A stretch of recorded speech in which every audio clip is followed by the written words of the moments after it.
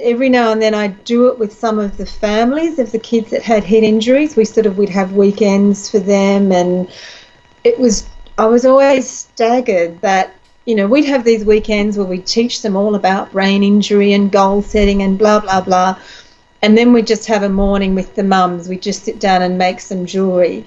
And so often on the feedback forms, the mothers would say, look, really, to be perfectly honest, the best time was when we sat down and made that jewellery, because I didn't have to be the mother of a disabled boy. I could just do something for myself. And, so slowly in the back of my mind was this sort of, I suppose, awareness just of the power of creativity, of making something. And these women had come in and do the class, and as they're doing the class, they'd be chatting and talking, and then it would just slowly come out that it was the first time in 6 years they'd done something for themselves, or that they were just having so much fun playing. And this big theme of we just don't play anymore. But on my, the forms that you fill in when you're flying and you have to put in occupation, well, I put artist, and I felt like such a fraud.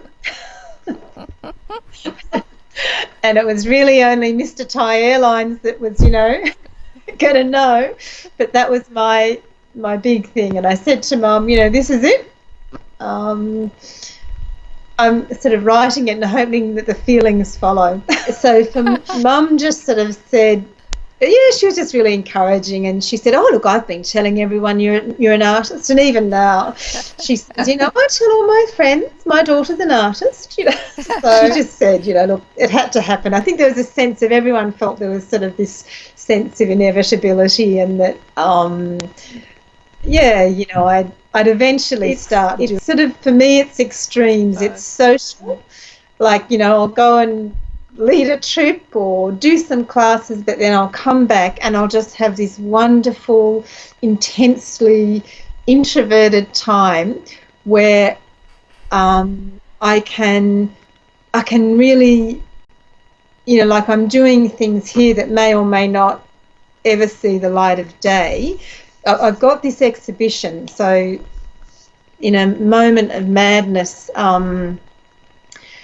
spoke with the local art gallery and working towards an exhibition next year, which has been a really interesting thing because it's made me think beyond jewellery.